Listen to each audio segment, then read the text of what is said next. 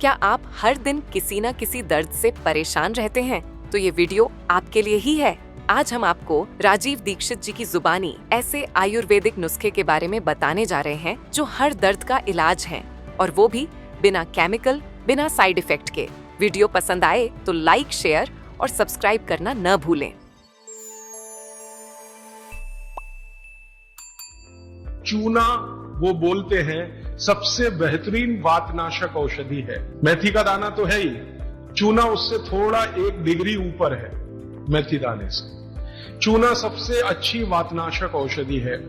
चूने के बारे में भागवत जी का बहुत रिसर्च है, और वो ये कहते हैं कि ये भगवान की दी हुई प्रचंड मात्रा में अद्भुत ऐसी चीज है जो आपके वात के सब रोगों को दूर करेगी। माने घुटने दुखते हैं, कमर दुखती है, कंधा दुखता है, चूना खाइए। फिर वो कहते हैं कि इतना ही नहीं, शरीर में कैल्शियम जो है ना, कैल्शियम ये एक घटक है, माइक्रो न्यूट्रिएंट इसको कह सकते हैं अंग्रेजी में, सूक्ष्म पोषक तत्व है। ये कैल्शियम के बारे में जो गंभीर बात है आज के विज्ञान के हिसाब से जो मैं कहना चाहता हूं, भागवत जी ने तो 3500 साल पहले कह दिया, आज का विज्ञान उसको प्रूव कर रहा है, कंफर्म कर रहा है। वो ये कि कैल्शियम की कमी अगर शरीर को है तो आपको 20 नहीं 50 बीमारियां आएंगी। क्या क्या आ सकता है? हर तरह का दर्द आपको होगा, हर तरह का, मांसपेशियों का दर्द, हड्डियों का दर्द, सब तरह का। हड्डियों की जितनी विकृतियां हैं वो सब कैल्शियम की कमी से आएंगे। हड्डियों के जितने रोग हैं वो सब कैल्शियम की कमी से आएंगे। फिर वो कहते हैं कि रक्त के बहुत सारे रोग कैल्शियम की कमी से आते हैं, खून की बीमारी। फिर वो कहते हैं कि बहुत सारे कफ के रोग कैल्शियम की कमी से आते हैं। तो कैल्शियम कम नहीं होने देना चाहिए। जो विज्ञान आज का कहता है, आधुनिक विज्ञान ये कहता है कि कैल्शियम वो माइक्रो न्यूट्रिएंट है, वो सूक्ष्म पोषक तत्व है जिसके शरीर में रहने पर ही दूसरे सूक्ष्म पोषक तत्व उपयोगी होते हैं। इसका मतलब ये है कि अगर आपको शरीर में विटामिन सी का असर देखना है तो कैल्शियम चाहिए, विटामिन ए का असर देखना है तो कैल्शियम चाहिए, विटामिन बी का असर देखना है तो कैल्शियम चाहिए, अगर विटामिन डी का असर देखना है तो भी कैल्शियम चाहिए, विटामिन के का असर देखना है तो भी कैल्शियम चाहिए, प्रोटीन अच्छे से आपके शरीर को काम में आए तो कैल्शियम चाहिए, कार्बोहाइड्रेट्स ठीक से आपके शरीर को मदद करे तो कैल्शियम चाहिए, फैट्स आपके शरीर में डिसॉल्व होते रहें और जहां जरूरत है वहां लुब्रिकेशन में मदद करते रहे तो कैल्शियम चाहिए। माने समझ लीजिए कि कैल्शियम अगर नहीं है तो शरीर में सब कुछ बीमारियां आने ही वाली हैं। इसलिए कैल्शियम की उपलब्धता शरीर को होनी ही चाहिए। अब इसके बारे में भागवत जी कहते हैं, आधुनिक विज्ञान ने अभी प्रूव किया, भागवत जी पहले ही कह गए कि हमारे शरीर की 40 वर्ष की उम्र तक, 40 से 45 वर्ष की उम्र तक जो कुछ भी हम खा रहे हैं इसी में से हमको कैल्शियम मिलता रहता है। सबसे ज्यादा कैल्शियम आप जानते हैं दूध में है, दूध। फिर दूध के बाद दही, दही के बाद मट्ठा, मट्ठे के बाद मक्खन, मक्खन के बाद घी, इन सब में भरपूर कैल्शियम है। फिर आपने खाया संतरा, मौसम्मी, नारंगी, अंगूर, द्राक्ष, जो भी खट्टे फल, आम वगैरह वगैरह, सब में कैल्शियम भरपूर मात्रा में है। फिर सबसे ज्यादा कैल्शियम फलों में माना जाता केले में है। केला भरपूर खाना चाहिए क्योंकि कैल्शियम का सबसे बड़ा भंडार है और आसानी से हजम होता है। तो ऐसे जो फल हैं इनका जो कैल्शियम है ये 40-45 साल तक हमें आसानी से मिलता रहता है, क्योंकि शरीर की जो बायोकेमिस्ट्री है 40-45 साल तक एकदम दुरुस्त और तंदुरुस्त रहती है। जठर अग्नि भी तीव्र रहती है, बाकी सब फंक्शन ठीक है।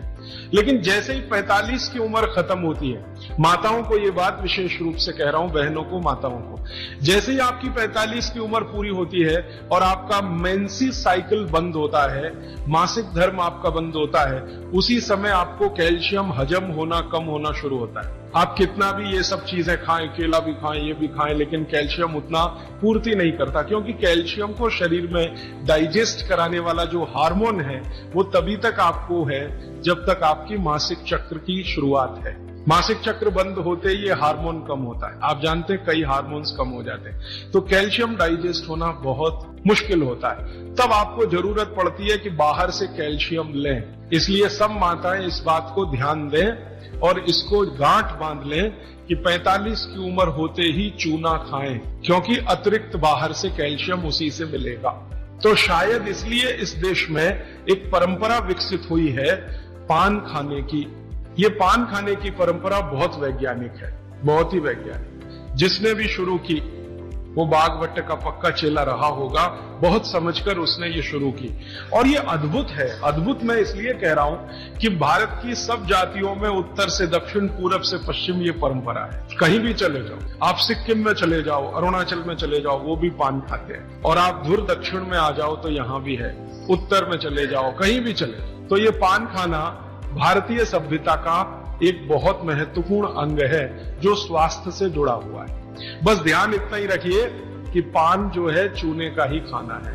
पान कभी भी कत्थे वाला ना खाएं, क्योंकि कत्था आपके लिए उतना उपयोगी नहीं है। कत्था स्वाद के लिए आप उपयोग करते हैं, चूना औषधि के लिए उपयोग करते हैं। ये बात मैं एक बार पहले भी कह चुका हूं, आज फिर से इसलिए कह रहा हूं कि कुछ नए चेहरे मैं देख रहा हूं। तो आपके रसोई में मेथी दाना हो गया, चूना हो गया, पान हो गया, फिर पान के बाद आपको जीरा, हींग वगैरह वगैरह, अजवाइन, ये सब हो गई। ऐसी कुल 108 औषधियां हैं। गरीब से गरीब आदमी की रसोई में ये औषधियां हैं, इनका भरपूर उपयोग करिए। एक औषधि के बारे में बागवट जी कहते हैं और भी महत्व की है, दालचीनी। दालचीनी के बारे में बागवट जी कह रहे हैं कि वायु के जितने भी प्रकोप हैं, जैसे दमा, अस्थमा, ये वायु की बीमारियां, अस्थमा, दमा, वात की बीमारियां वायु की, तो इनको खत्म करने में या समाप्त करने में या इन बीमारियों को ठीक करने में बड़ी मदद करता है दालचीनी। और दालचीनी के बारे में भागवत जी कहते हैं कि ये दमा, अस्थमा, इनको तो खत्म करेगा ही, वात के सब रोगों को खत्म करेगा, कफ के रोगों को भी खत्म करता है। कफ के रोग आप समझते हैं, खांसी है, सर्दी है, जुकाम है, मोटापा है, वजन बढ़ना, ये सब कफ के रोग हैं। तो इनमें भी दमा जैसी बीमारियों जितना असर है दमा पे, उतना ही इस पर भी है, कफ की। तो दालचीनी का भी उपयोग आप कर सकते हैं आपकी बीमारी के हिसाब से। दालचीनी आप सब जानते हैं, आसानी से आपको पहचान में भी आती है। बस उसका उपयोग करते समय ध्यान रखें कि ये ज्यादा उपयोगी है पाउडर के रूप में। कई बार मैंने देखा है भोजन बनाते समय हम दालचीनी का पत्ता डाल देते हैं या उसकी वो जो छाल जैसी है वो वो उतना उपयोग नहीं आता जितना पाउडर करके वो उपयोग में आता है। और दालचीनी के बारे में भागवती जी कहते हैं कि इसको अगर उपयोग कर रहे हैं तो आप गुड़ के साथ इसको खूब घिसिए, रगड़िए, ऐसे ऐसे ऐसे ऐसे खूब अच्छे से गुड़ मिले, फिर खाइए, फिर पीछे से थोड़ा गर्म पानी पीजिए, अद्भुत परिणाम। और अगर आप शहद ले सकते हैं तो शहद के साथ तो इसका मर्दन एक शब्द उन्होंने इस्तेमाल किया, मर्दन माने घिसना। तो वो कहते हैं कि खूब रगड़ करके, मर्दन करके शहद में ऐसे ऐसे ऐसे ऐसे 5-7 मिनट, फिर चाटिए और थोड़ा हल्का गुनगुना पानी पीजिए, तो आपके शरीर के कम से कम तो 50 रोग ये अकेला दालचीनी खत्म कर देगा। कम से कम 50 कफ के रोग और वात के रोग।